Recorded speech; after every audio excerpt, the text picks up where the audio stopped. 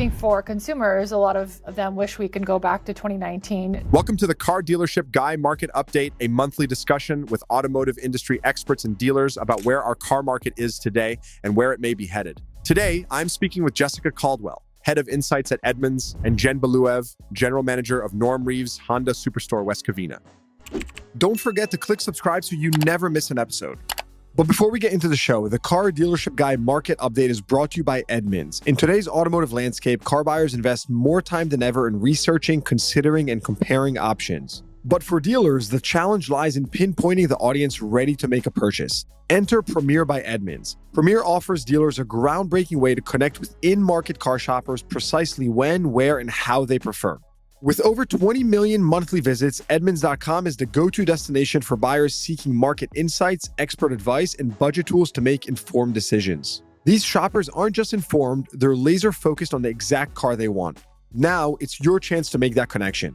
Through Edmunds Premier, dealers gain access to this highly coveted audience. Simply list your new and used inventory on Edmunds and watch as qualified in-market traffic flows directly to your vehicle detail pages on your website. Don't miss out on this opportunity to elevate your dealership's visibility and sales performance. You can sign up for Premier today at edmunds.com/CDG. And here's a special offer only for CDG listeners. New customers signing up through edmunds.com/CDG will receive an exclusive 50% off pricing for the first 90 days. Again, visit edmunds.com/CDG or click the link in the show notes below. Jessica, a lot's been going on recently. Q1 was quite a whirlwind. We know that, the market right now, there's a lot of movements on the new end use side. But if you can just start us out with how Q1 shook out and take us a little bit into SAR. For those that don't know, SAR, fancy word for how many new vehicles are we tracking to sell in a year, right? So if you sell one car this month, SAR would be 12. Obviously, we're talking about much bigger numbers, but I always like, in the spirit of the podcast, I always like to keep things super simple. Needless to say, that is what SAR pretty much is.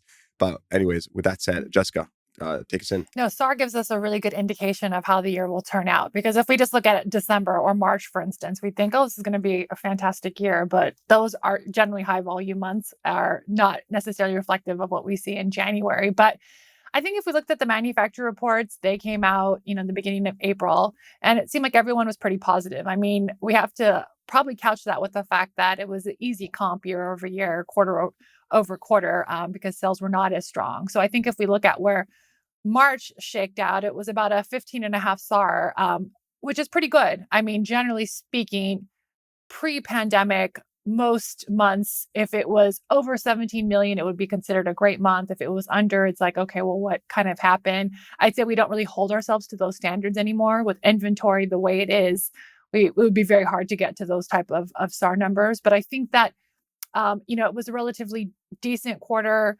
I would say that it definitely varies by vehicle line, by manufacturer. And I know we'll get into it a little bit more, but affordability is such a big issue in the industry right now. And you can really see that reflected in the sales numbers, where things that are affordable, that people can get into their monthly budget, they did very well. Those manufacturers that sell those type of vehicles did very well. And those that don't, didn't really have as good a quarter. That's helpful. So Jessica, do you think that you mentioned that, we are as an industry selling fewer cars, right?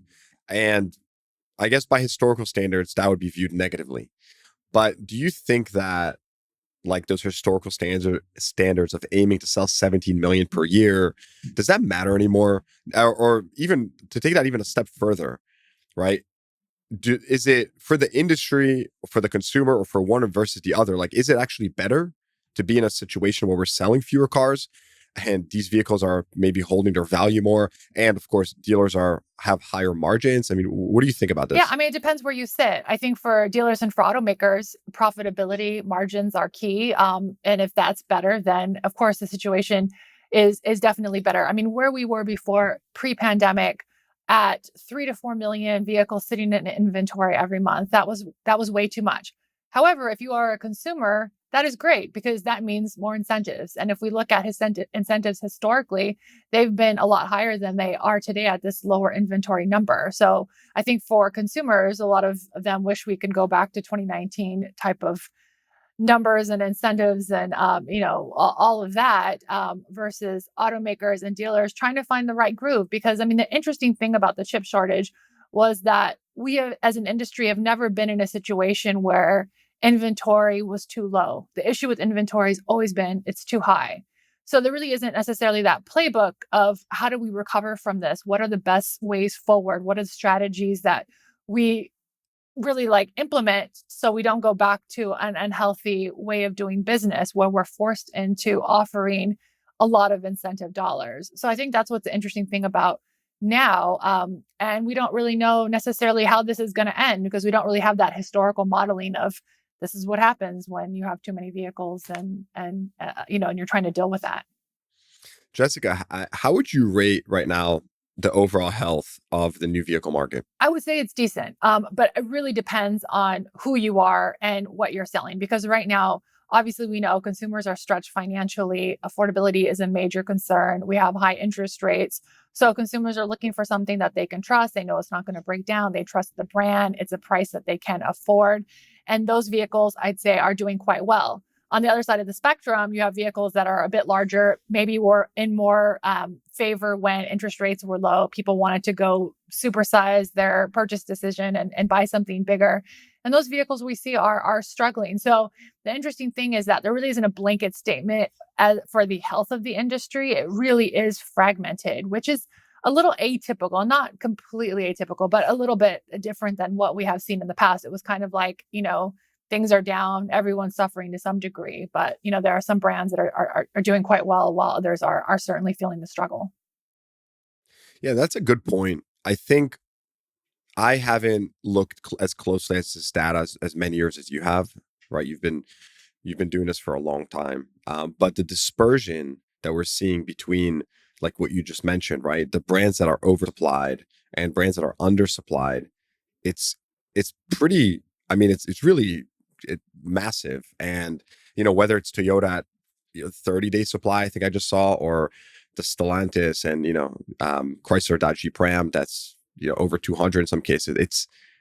It's pretty mind-boggling that that after it feels like after the last couple of years we kind of got into this whole different type of cycle right now with day supply. So Yeah, I mean, I think it's something that it is interesting too, and it's also I think when it feels like consumers are pushed against the wall. And we saw this in the recession as well. They tend to go with brands that they know and they trust, and they're not likely to try something different. And the fact that someone like a Toyota, it's like everyone's had an experience in a Corolla. Like so many people's first car, so many people's best friend's first car.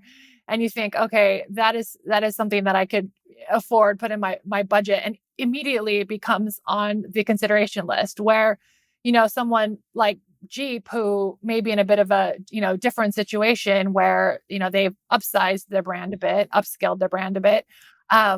People may not have the same feeling in these type of economic times. and Jessica, I want to ask you about the brands that are the winners, the hottest vehicles. But before we do that, Jen, what are you seeing on the new side on your end, right? How is the market shifting on the new side for you in Well, store? the inventory is obviously getting better. A year ago, we had 7 cars on the lot at the end of the month, and sometimes 0. Where today, as of this morning, we have 307, just to put things in perspective. 307 new Hondas on your lot. Correct, as of this morning. Hmm. With that said, obviously there's more incentives that the factory has applied towards certain models.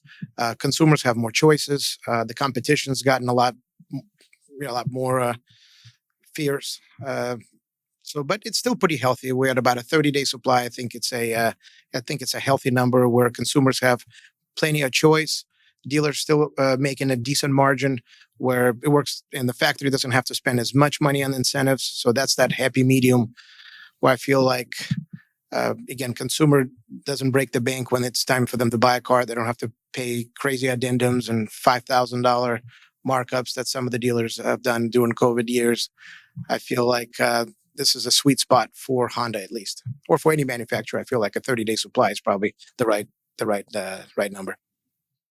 All right, so Jessica, what are you seeing? What brands are you seeing right now as the winners or hottest vehicles? Yeah, I mean, I think Toyota's doing really well, especially with their hybrid line. I mean, you look at how fast a lot of their hybrids are selling. It looks like they just go off the truck and they're driven off by a customer that day. They're so small. Also, Honda's doing really well. I'm sure a lot of dealers would love to be at Jen's store. I know where that store is, and I know they do a lot of business there.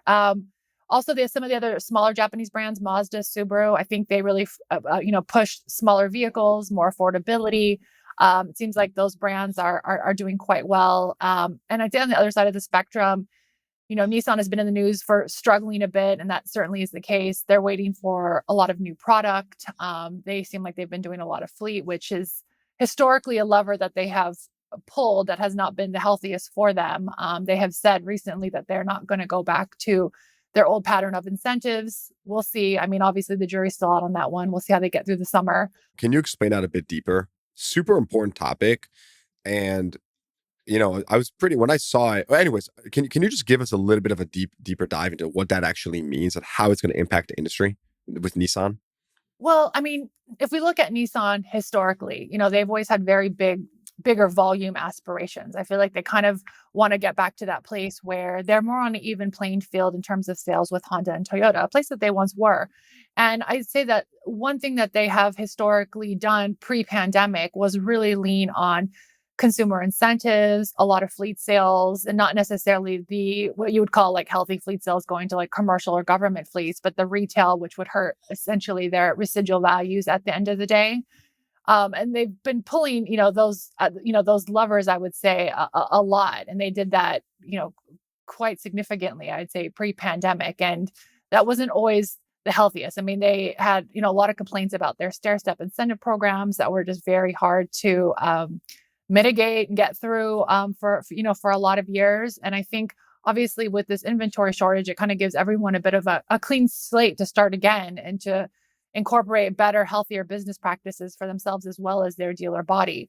I think it's easy to fall back on old habits when market share starts to go down, especially your competitors, doing so well. And the way you do that is usually through a lot of incentives, selling more to fleet. And it looks like they could be going in that direction. So they're saying, kind of preempting probably the rumor mill of saying, we're not going to go down that road of very high incentives like we have in the past. We're going to try to accomplish this in a healthier way.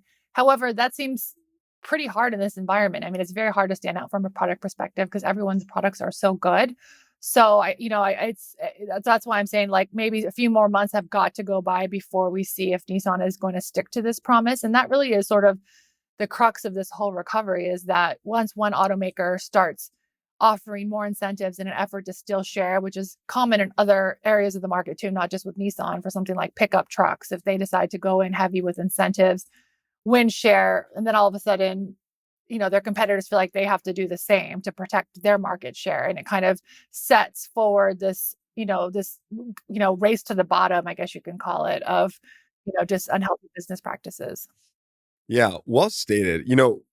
I had a bunch of dealers reach out to me as Nissan was starting to kind of amp up their fleet sales, and like dealers were pissed. They were like, we were just in a meeting. They were just in a meeting with Nissan, I don't know, like a year ago, a year and a half, and Nissan kind of made these promises that they would not go nuts on selling to fleet and basically hurting the residual values of all their vehicles, and kind of backpedaling that very quickly.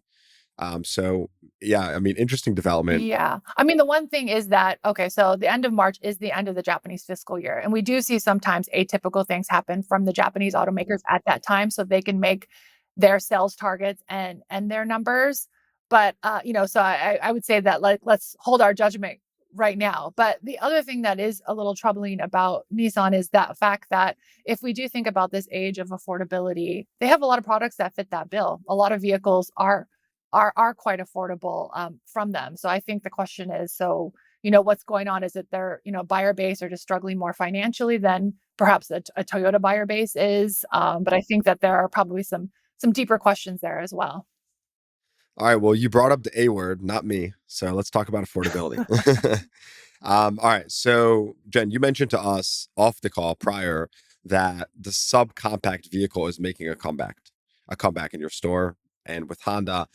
I want to know, like one, I want you to just like tell us what that really means to you. But two, is this really, I mean, just strictly driven by affordability, right? Like at some points, the subcompact, if you look back 2 years ago, I mean, I almost thought the car was dead, or that, that type was dead.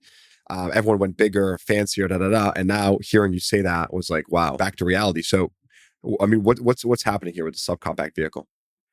Well, I think there's a couple of things in play. One, we're in Southern California, which is very unique if you were compared to the rest of the United States. It is a subcompact market car, from what I can understand. That's number one. Number two, in California, I filled out my tank yesterday. It was $5.49 a gallon. Right. So driving the truck is a little bit it's a little bit pricey. And number three, we just didn't have any Civics. So we didn't have any of the subcompact cars. If I were to use Honda as an example, right when COVID started, it was a new model for Honda. And from what I can again understand, they've over-engineered their chip and they just couldn't get that fancy chip and they couldn't make it. So with gas prices, the fact that we're here in Southern California and affordability and the high interest rates, it's really comes down to a budget to a consumer and the monthly payment. With that said, consumers are almost forced to get into a Civic versus a Tacoma or something else that's maybe even more practical for their lifestyle. But it's, if it comes down to a monthly payment.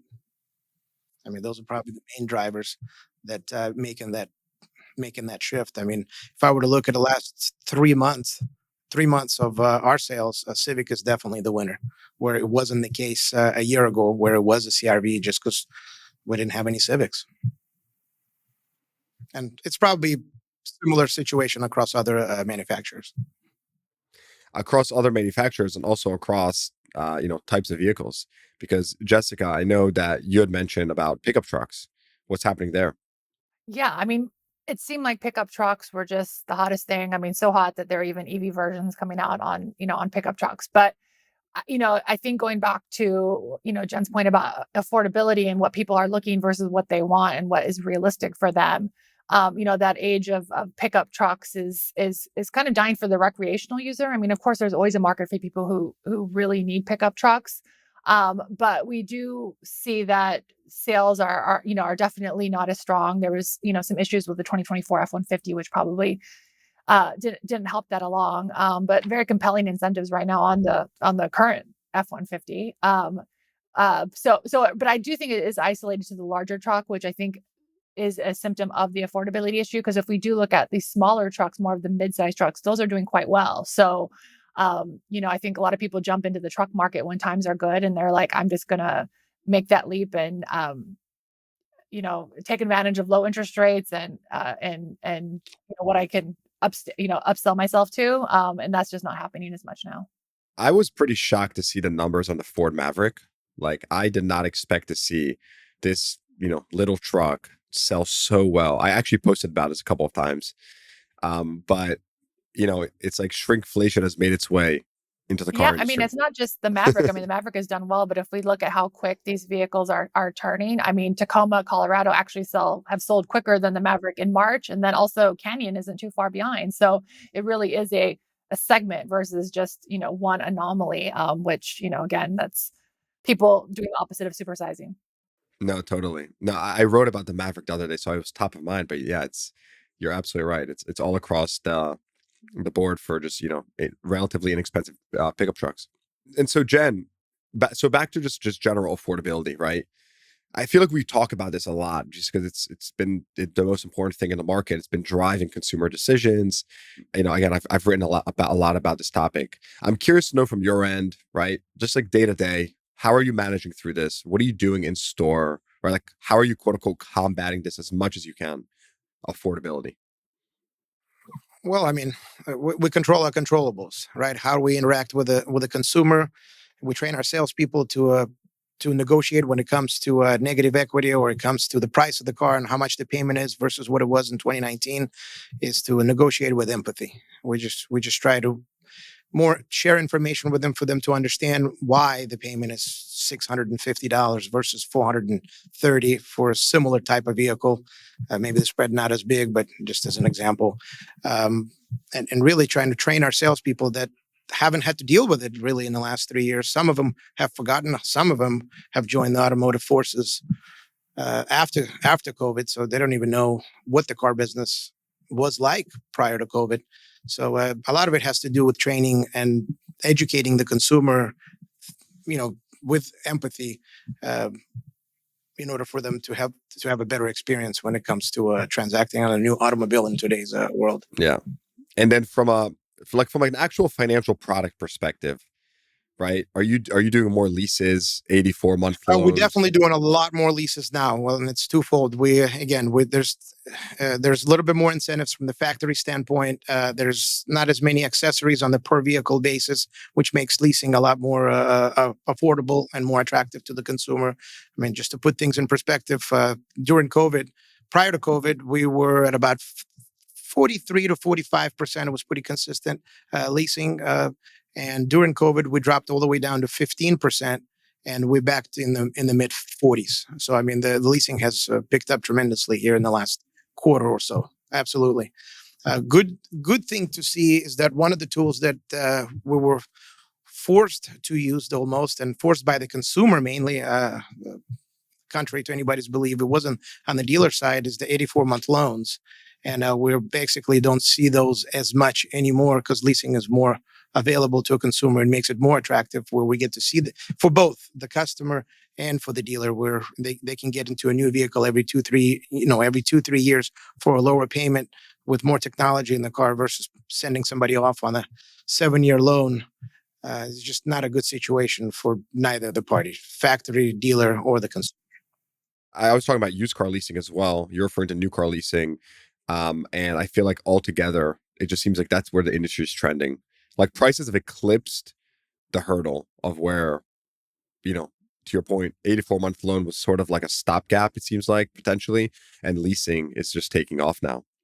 So this episode is brought to you by my very own car dealership guy industry job board. CDGjobs.com, my industry job board connecting the best talent in automotive with the best companies, will remain absolutely free for CDG listeners to post and fill available roles at their companies. This free job board is for anyone in automotive, vendors, dealers, lenders, manufacturers, auto tech, everyone. Already, over 100 companies have posted open positions, including Lithia Motors, Recurrent, Credit Acceptance, Veros Credit, Cars Commerce, Shift Digital, Plug, Fullpath, Westlake, Trade Pending. You get the point. The best part is that when these companies hire through CDGjobs.com, they are hiring the most informed candidates in the marketplace. So don't hesitate. You can add your open roles today by visiting cdgjobs.com or clicking the link in the show notes below. That's cdgjobs.com. You mentioned negative equity. Jessica, I want to ask you about this, right? What are we seeing with negative equity in the market? We know that it's been rising, sure, but take us a little bit through what is actually happening right now across the board for negative equity. Well, it's like, I think it's becoming a story again, because when trade-in values, as we know, were so incredibly high, negative equity wasn't really a thing because people were loving it. They were getting so much for their trade-in and it wasn't a concern. And now it's starting to rear its ugly head again. And we're watching it basically climb. In the first quarter of this year, it was about 23% of all trade-ins had negative equity associated with that trade. It's probably not a great number, especially when we look at the amounts at over $6,000 on average rolling into your next loan. That probably is the more disturbing trend, because that's the highest it's ever been on average. So as we look towards the rest of the year, will negative equity continue to climb? It certainly has been higher in terms of a percentage at other points in time. I think right now it's just the amount, which is worrisome, because we know how much vehicles are right now. We know that there probably were some pandemic regret purchases that people either made too quickly because there wasn't a lot of inventory, or just doesn't fit their lifestyle. Now they're back into market and they paid a lot of money for their vehicle, and now it's not worth as much, and it kind of puts them in, I would imagine, a very bad mood and probably a very uncomfortable conversation in the F&I office. But it's a part of the industry, I guess, To say the least. And Jen, so I think it's important to kind of bifurcate this for a second, because obviously every vehicle should have negative equity, or it's a depreciating asset. You buy that car, you drive it off the lot, it's worth less. But like you said, Jessica, like the big thing here is the just level of negative equity. Jen, like in store, what do you generally consider like meaningful level of negative equity nowadays, something inconsequential. Like, where do you draw that line? Well, generally speaking, it's still at the manageable levels. I mean, there's some extreme examples where somebody on a $30,000 or $40,000 car is upside down, maybe $15,000 or $20,000, but that's a very extreme case. Generally, what we're seeing right now is probably about anywhere from $3,000 to $5,000, I think, would be the average, and it's still manageable. It really depends on what collateral they're looking at, but it's not, like I said, it's not where it's on unmanageable levels. I think also it's important to point out that people that bought a car during COVID and had a trade-in are not in the same position as people that bought a car during COVID and didn't have a trade-in, because the trade was worth a lot more, which mitigated some of that. If they applied, Equity yeah, position. if they applied all that Right. equity If towards they had you, that that's equity a good position point. during their purchase. So I think there's two types of buyers. Again, the ones that had the trade in, they're maybe not as in better of a shape today as opposed to ones that purchased the car with zero down for 84 months, in 2021. And obviously those folks are not in the best shape compared to the rest of the market. I don't know if either of you saw this, but I posted a story about a dealer here on the East Coast, a subprime dealer, or primarily subprime, and he's been buying a lot of used EVs because what he's found out is that with the used EV tax credit, he's basically buying these EVs. He's doing a deal that's like roughly like $25,000 out the door, and the government, like, you can basically auto apply $4,000 of the tax credit on the spot for the client. So you're out of equity, you have bad credit, I mean, whatever it may be, you pretty much have a $4,000 down payment ready for you. And so he texts me like every week, he's showing me like, what he's buying. He's buying like almost 25% or 25% of his weekly sales are used EVs right now. And it's strictly, it's not because it's an EV, it's because it's $4,000 of down payment, which is helping your customer get approved, or it's helping mitigate the negative equity, which is pretty remarkable. Yeah, that's interesting because if he is primarily a subprime dealer, I wonder if these folks that are buying EVs are necessarily well equipped to buy an EV. If they've thought about like charging, or they kind of just get swayed by the fact that, oh, this is a new car, the deal seems great. But I would imagine that some people are not necessarily thinking about how good it's going to fit into their lifestyle. That's a really good point, by the way, because you're right. Like, it depends where where this person lives, right? Like, do you live in the city where there's like a charger in every block, or do you live? I mean, do you have a garage? Yeah, like, I think that's a really good point, right? Like, what are these? I mean, what are they actually doing with the EV once they buy it? Yeah, but I mean, there has been a lot of chat though about what a great deal used EVs are. I mean, not from an industry standpoint because that means the depreciation is so strong, but from the consumer standpoint, I've seen a lot. It's like, oh, wait a second, I can get a Tesla for $25,000. I'll do that. And that's going to be an ongoing issue for new EVs is really competing against the used ones at significant discount. Yeah. And so we'll dive more into EVs shortly. And Jessica, can you give us an overview on rates? You always put out great data with respect to where we are from an interest rates and how the market's trending, right? So take us there. Yeah, I mean, we pretty much look at where interest rates are from a national level every month. And, every month I think, okay, maybe this is the month that's going to go down. The Fed's been a bit quiet. There hasn't been any price hikes. And we do definitely see some some result of automaker incentive spending in subsidizing interest rates, but they still are quite high on the new side, still over 7% on average. And then on the used side, still over 11% on average. And that's why we really talk to consumers about almost doing the calculation on the amount of interest you're going to pay, because all of a sudden 11% interest for 5-6 years on a $30,000-$40,000 loan, the amount of interest is pretty mind-boggling, because people tend not to think about that component, especially since we've been in an era of low interest rates for such a long period of time, and that comes as I think sometimes a shock to buyers just because the rates are quite high. But I think with automakers subsidizing on the new side, we probably will see the new interest rates start to fall on average, but the used, just not a lot of relief there. the certified pre-owned programs aren't really making, I think, much of a dent, nor have they, historically. Yeah, I've been hearing, and again, no one here is an economist or not on this call, meaning none of my buddies or my dealer friends are economists, but I've been getting these murmurs like, hey, it feels like we're getting ready for like, inflation 2.0. And so there is some concern out there about these rates. Jen, would you say at this point your consumers, your customers are sort of like accustomed to the 7% new car interest rate, right? Because when this just started 2 years ago, roughly speaking, it was a shock. I mean, I going by my personal experience, and I'm posting this data to the world. People were commenting in the thousands for like, what is this? Like, I would not buy a car at 7%, and I bet you like 50% of those people ended up doing it. But needless to say, like, do you feel like at this point, like consumers are more or less accustomed already to where interest rate levels are today?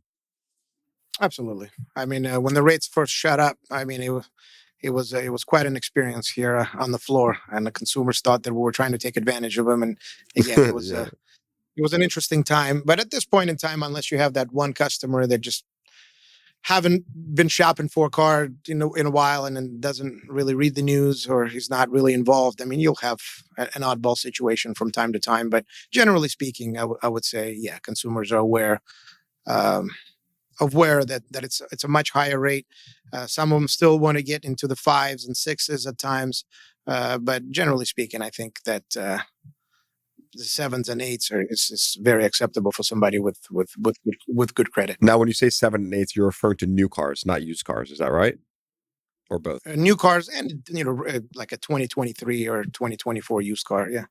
A good we've had a quite a good success with certified rates because Honda has some good programs on Honda True Used and Certifieds, so it allows those particular compete in the marketplace. So if you were to certify a car, you can qualify for those subvented rates from the factory. I mean, again, we've had a pretty good luck with that.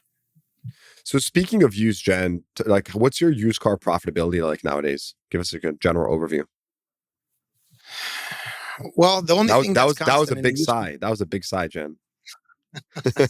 because in all my travels in automotive universe, the one thing that I feel that's constant in the used car profitability is change. It really depends on the time of the year, the time. It really depends. In the last quarter, it's been quite healthy. However, I can't say that about the last quarter of last year.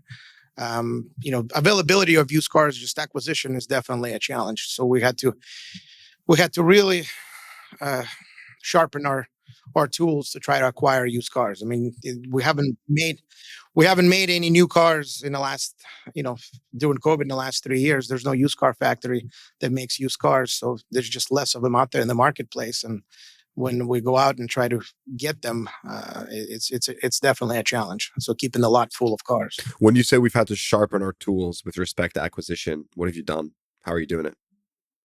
Well, we have to pay more attention to little details, whether it's the recon time, whether it's how much we pay for the car, what our look to book is, what we're offering up front for the vehicle. Um, Again, how is our service acquisitions are working? How is our auction acquisition are performing? How's our ICOs? How ICO buying team is performing? What are we putting into trades on the website? If somebody wants to do a quick evaluation of their car, we definitely have adjusted our dials to pay up more just to get the car. For trade-ins, if there is a trade-in, pre-COVID levels, for example, it was common for a salesperson to make a deal to kick the trade. Hey, can I make this deal? If the trade wasn't part of the deal, it's definitely not the case anymore. We want to keep that car regardless whether it's a wholesale or retail piece. There's incentive structure for our salespeople that if they have anyone, doesn't matter what kind of car it is, whether it's the one that can make it across the lane or not, there's a heavy incentive for them to bring that vehicle to the store and we'll buy it, and they'll be incentivized for it. So I mean, it's not one thing; it's the aggregate of little things that make a difference. I also wonder, as we think about the used car pipeline moving forward, at some point, probably at the end of this year, we're starting to feel the ramifications of the drop off in lease returns because leases fell off the cliff. So it feels like it's going to be a challenge for, especially someone like Honda brand who historically has had high leasing. You said over 40%, then down to the teens. It's like that's such a good supply of used vehicles. I imagine that's a bit of a daunting outlook in the next few years. Yes, we used to have anywhere from 180 to 200 lease returns per month, and we're down to, I think, June of this year, June, July would be the lowest point. We're going to have as low as 36 leases that are going to come back. So it's definitely a challenge. Wait, Jen, when are you projecting that? When are you projecting that? June of this year, June, July, we're going to be like in the mid 100s. I think the lowest month will be 36 when we looked at it in the beginning of this year, just Wow. when we were doing forecasting. That's exactly what we said. Wow. Jessica, how is that going to play out? I mean, are we going to see the biggest question I guess, like, are used car prices going to rise again, or are they just not going to depreciate as quickly? Yeah, I mean, it kind of depends on how we handle this and exactly where this happens. But it's not like it's a surprise. Like Jen said, it's not like there's a used car factory. We know exactly how many vehicles were sold, but we are dealing with a lot of factors. Is the fact that people, they bought out their lease. New car sales rates have been lower over the past few years. Leases fell off a cliff. I mean, daily rental volume wasn't very good for a long time. That has luckily come back.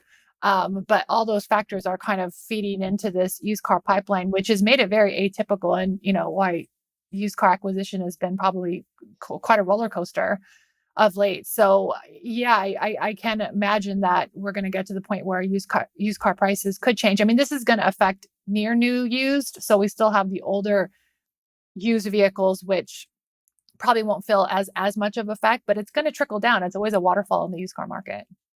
Yeah, I mean, it's quite a case study. It's when you think about the next couple of months, what's about to happen. It's going to be very interesting to watch. So stock up on your used vehicles. What I was going to say is, Jen, I I think what I like about these time periods where people are like actually care about efficiency is that people start to, like, really look through all the, nooks and crannies.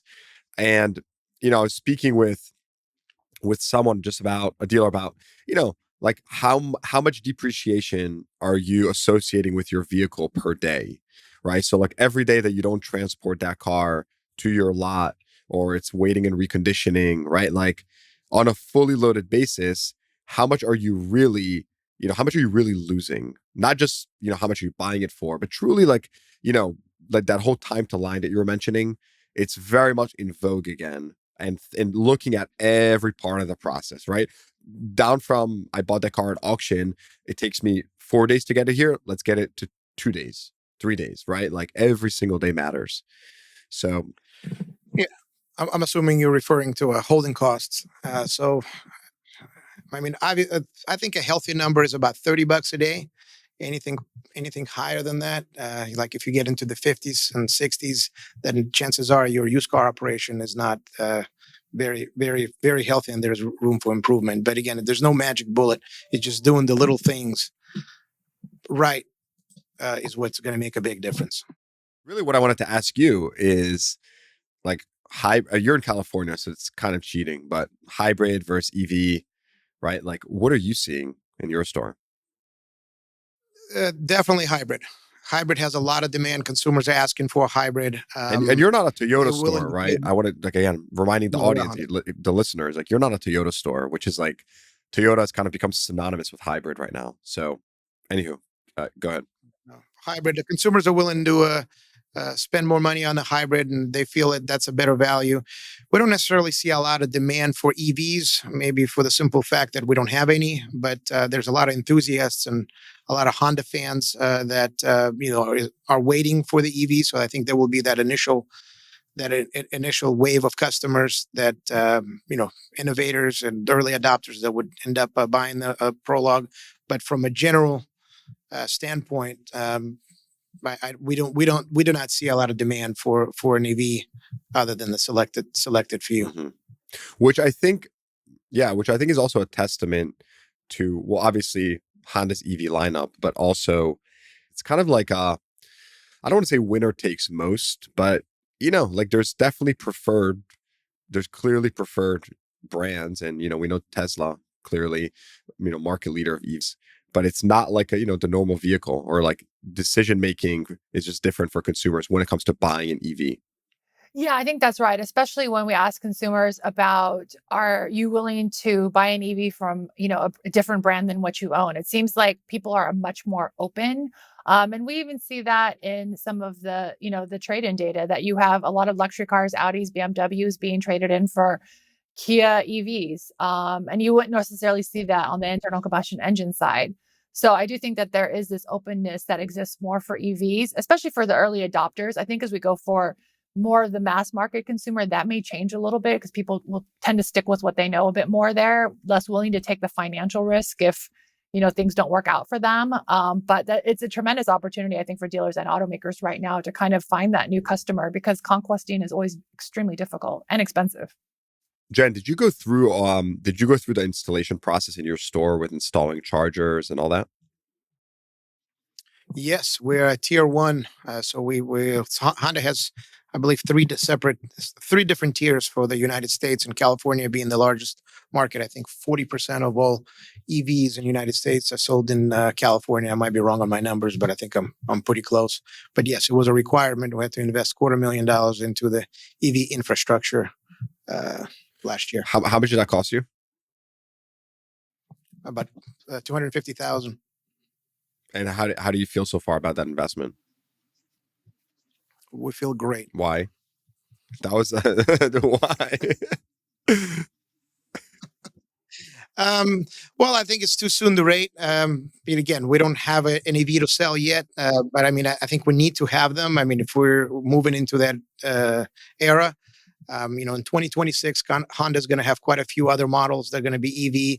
So, I mean, you just have to have the infrastructure to service them. All right. It's not just the chargers, it's the lifts, it's the forklifts, it's the training of the technicians. I mean, it's not just having a charger back there. Yeah. So I love the long-term mindset. I love the long-term mindset. So Yeah, I think being prepared is probably such a good tip, just because if you are bringing new customers into your fold, into your dealerships, and giving them a great experience there, probably is probably more important than just taking care of your current customers. It's like, if we can do things right and not leave you astray, because it definitely feels like there are some retail challenges that other companies have faced from EV customers, and a lot of complaints there. yeah, maybe I was a little bit facetious on the feeling great, but I mean, on a serious note, again, I think it's a necessity. We have to do it, and where the industry is headed, not having an infrastructure to be able to service EVs and sell them. I mean, this honestly is not yeah, sustainable. do you think that this EV bump is actually a bump in the road? Like, are we still on a secular incline? Jen, Jessica, I'll kind of pose that to either of you. I think there's quite a. It's I think my guess is as good as yours, but I think there's still challenges in the entire EV experience for the consumer. Although I think uh, manufacturers have solved the range anxiety. I think the charging experience, unless you own a home and you're there at a set time and you don't drive as many miles per day, um, it's a challenge for a customer. So if you see, for example, on your Navi screen that okay, there's 6 chargers and 4 of them are busy, but 2 are available. It doesn't mean that they're available. They might be out of order. So when you pull up there, it might be a 30 or 40 minute wait to get into next in line just to go charge. There's, for example, if the charger is up to 150 kilowatts per hour, which is a fast charge, and all 6 chargers are working at the same time, you're pulling it from the same circuit. I guess I'm not an electrician, but your download or upload, whatever the right word is, cuts down in half to 75 kilowatts per hour. So your charge from 20 to 80% goes from 30 minutes to hour and a half. And if you're a working professional in the middle of the day that needs a little bit of juice, waiting for 2 hours to try to get some electricity or some of the charge, I mean, it's just not an option. So it really encompasses a certain consumer with a certain lifestyle that would enjoy the EV experience. It's definitely not for everybody. So if we solve that, because a lot of the manufacturers, what they're doing is I feel like they're producing the cars, but they're not really producing the charging network, and those cars are being dumped onto already congested networks that are out there, such as EVgo, Tesla, or Electrify America. And so I can tell you that just in the last 12 months, you can 12 months. There's a lot more EVs that are utilizing the same network, and it's gotten a lot busier here in the last 12 months, and it's only going to get worse unless we build more chargers and more infrastructure. I would bet there would be a certain segment of the consumer, once they have that experience, they're just going to be turned off on it unless that particular piece improves. And yeah, and just to tack on to what Jen is saying about just the EV experience, the electrification experience, I would say, of everything that you have to do now. And that's another thing that we constantly see when we talk to customers and in our surveys. And actually, it was the fifth most popular reason as to why people don't want to buy an EV is that they don't want to deal with the hassle. And what they're referring to is learning all of those things that was just mentioned about where to charge, how to do it, how to plan road trips, how to, rely on public infrastructure if you don't have a single family home or a place where you can charge. All of those things are tasks. And even if you love the idea of buying an EV, and even if it's exciting, you still have to accomplish all these tasks, which people don't like to do. And I don't blame them because it is definitely difficult, especially if you don't have any, resources of, or any experience in this area. Even finding, someone was telling me like, oh, I got to find an electrician to install it in my house. I don't even want to do that. And I think we have to help solve that piece as well and make it not seem like such a task and make it as easy and seamless as possible. But I think that is going to be, a real challenge because it is a different relationship with your vehicle than you have with a gas powered vehicle. And people have to realize that and embrace it for them to be happy with their vehicle, which is ultimately what we want. Yeah. I don't think EVs are going to be 100% of our vehicles. We'll tell that to Governor Newsom and Joe Biden at this point. It's funny. I was just thinking, like, I know there's some dealerships that specialize in EVs, but it feels like it would be very helpful if like one of these dealerships that specializes in EVs actually had like a concierge process, right? Because everything you just mentioned, like, I would not want to deal with that. Plus, like, people's time is super valuable. And so to your point, right, it's not just install a charger at my home. That's like that's the table stakes one, but like an actual concierge for every other little thing in between. So just a thought for anyone listening. Maybe someone has some creative ideas. Anywho, all right, well, really great insights. Jessica, looking forward to Q2. What are you looking out for? What data are you expecting to shift most? Well, I think probably the one we're looking most at is incentives to see what exactly happens in that arena if someone starts to spend a little bit more. What we have seen in Q1 is that there's been a really unusual sell down for 2023. It started off very fast, and we thought, oh gosh, by the end, by fall of last year, all the 2023 model years would be gone. And that has not been the case. It seems like there's a lot more lingering even in the first quarter. So is that sell down complete in Q2? Are we going into the summer with some 2023s, which would be a little atypical? And that's where I think incentives will come into play to see exactly how automakers are going to shift those vehicles. And of course, I think that's what everyone will be looking at, incentives and inventory as well, to see exactly what happens in that arena. Yep, inventory is a big one. Jen, what are you expecting to see in your store? I think we're in a better position than most manufacturers. Honda's been very disciplined about their inventory, and they're continue to be disciplined, at least in our conversations with them, that they want to stick to about a 30-day supply. So with incentives, I feel like the other strategy that Honda's been implementing is, if I would take the Accord, for example, they're actually going to produce less of them just so they don't have to spend money on incentive, which was almost unheard of in the pre-COVID years. So that's definitely a change. But I would agree with what Jessica said. Well, great conversation. Thank you, Jessica Caldwell, Head of Insights at Edmunds, Jen Beluev, GM of Norm Reeves Honda Superstore. Thanks for coming on. This was really, really insightful. Great. Thank you. Thank you, sir. All right. Hope you enjoyed that episode. Please give the podcast a rating, consider subscribing to the show, and check the show notes for links to what we talked about. Thanks for tuning in. I'll see you guys next time.